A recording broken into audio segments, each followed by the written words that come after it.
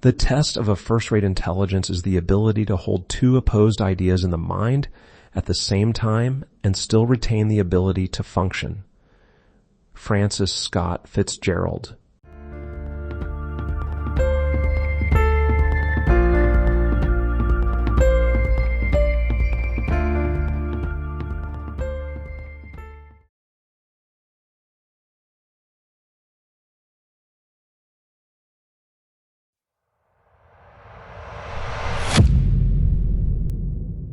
Appendices.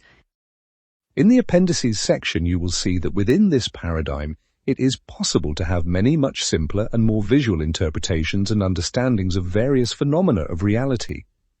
Of course, these are my own interpretations. Upon close scrutiny, some of them may turn out completely wrong, but that does not matter.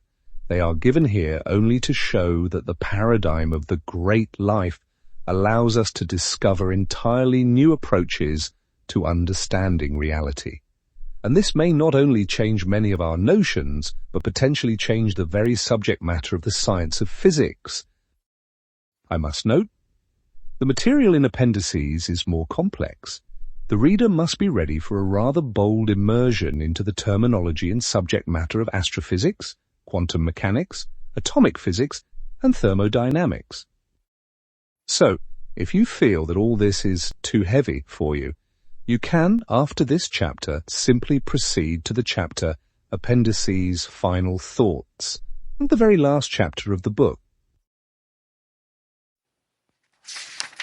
Chapter 1. Biology instead of physics. In essence, the exposition of the main tenets of the paradigm of the great life is already complete. Let me briefly remind you how this paradigm was built. First, it all began with the concept of the model of the universe. We convinced ourselves that all living beings perceive the universe as their environment. Any living entity recognizes a certain set of events coming from this environment, classifies them as useful or harmful, and knows how to appropriately respond. Second, we found that life by its nature is hierarchical. For example, organs relative to the organism, just as cells relative to organs, represent a lower, i.e. simpler, level of a certain hierarchy, the hierarchy of life. Third, all evolutionary complications of the models of the universe are logical, that is, every successful evolutionary step obeys the laws of mathematical logic. Fourth, by extrapolating the previous 2 points downwards, we came to the conclusion that the simplest model of the universe must be the implementation of the logical operator identity. That is, the statement, the universe is simply everything that is not me. Fifth, as a result of that extrapolation, we saw that a proto-living entity which could adapt such a simplest model of the universe would have to be fantastically stable, not dependent on anything, paying attention to nothing. We also saw that only one hypothetical formation matches that requirement, the substance of dark matter. Only dark matter by definition does not react with anything, neither with matter nor with standard fields. Whoa! And where has this line of reasoning brought us? From biology, from organisms, organs, and cells, we unexpectedly plunged into the physics of elementary particles. And what do we see there? It turns out that physicists long ago began using terminology from the biology dictionary. Particles are born, they have a lifetime, and so forth. In other words, scientists intuitively have for a long time treated elementary particles as elements of life, but categorically refused to admit it. Thus, it turned out that all levels of the life hierarchy lying between elementary particles and cells must also be proto-living, just with progressively more complex models of the universe. In roughly this form, the paradigm of the great life was formed by me at least a couple of decades ago, though then I didn't yet understand that it should be called precisely a new paradigm. I tried discussing these constructs with various people, and each time heard the same thing. Interesting theory, but you do realize it has nothing to do with reality. When I asked why so, I was always condescendingly explained that there is such a science, physics. On the indisputable achievements of this science, the whole modern techno-civilization is built. Unlike any of those unserious psychologies, physics is an exact science. That is, the regularities revealed by it supposedly have the highest predictive power. Surely you're not really going to argue with all of physics, they told me. In truth, I understood that myself. The whole paradigm of the Great Graveyard, though back then I still hesitated to call it that, stands on the apparently unshakable foundation of the science of non-life. Physics. This queen of all sciences apparently gives us quite coherent explanations for most phenomena of observable reality. Imagining all the invincibility of this foundation, I was already ready to forget about all my dualities when suddenly I unexpectedly received support from Boris Strugatsky, a well-known science fiction writer and astrophysicist by education, who at the time I had the chance to correspond with. It was he who appreciated these ideas, found them not merely interesting but productive.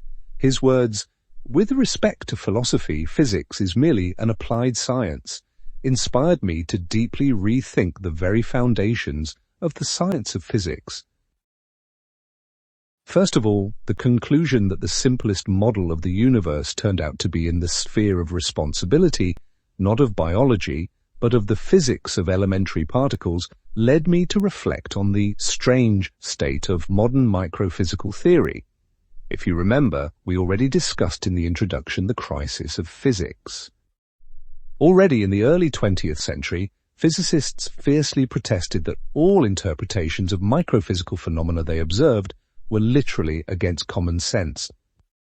But since those distant times, no alternative interpretations have emerged. So over time, physicists simply got used to the absurd, and one must say successfully continue multiplying it to the present day, seriously discussing even such ridiculous theories as the computer simulation of our reality. I hope now you already guess why this happens. Until the end of the 19th century, physics really dealt only with the non-living part of the familiar macro world, with so-called inanimate objects.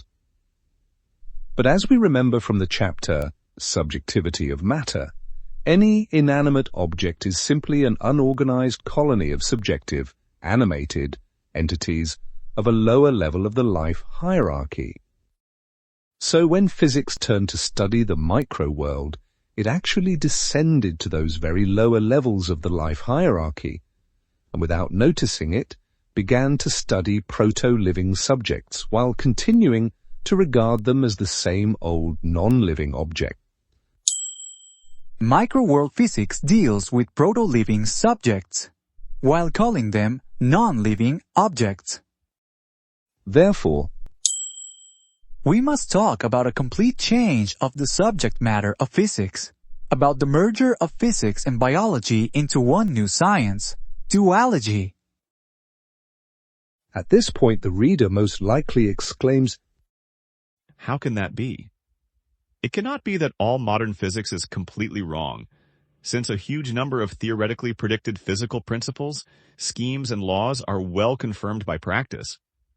Modern technologies are built on the achievements of physics, and all of them work in full accordance with theories based on what the author here shamelessly calls absurdity." Indeed, the predictive power of modern physics is impeccable, that is, mathematics is flawless. But the interpretations of results definitely and unequivocally do not hold up to criticism. And indeed, try to interpret, for example, metabolism and the life cycle of a living mosquito, treating it as some non-living formation. If you dare take on this venture, you'll have to pile up a cascade of absurd assumptions and ridiculous concepts. from which it will unambiguously follow that the reality of a mosquito is radically different from the familiar and obvious reality we share.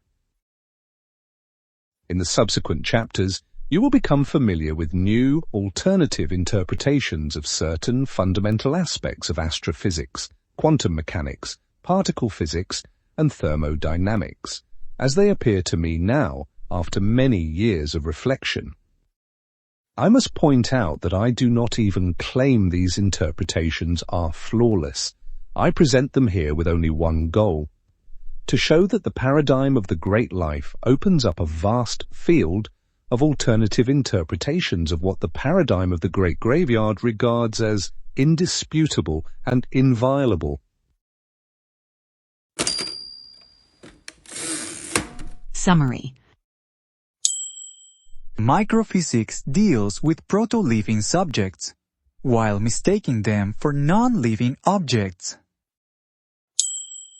What's needed is a complete redefinition of the subject of physics, a merging of physics and biology into a new science, dualogy.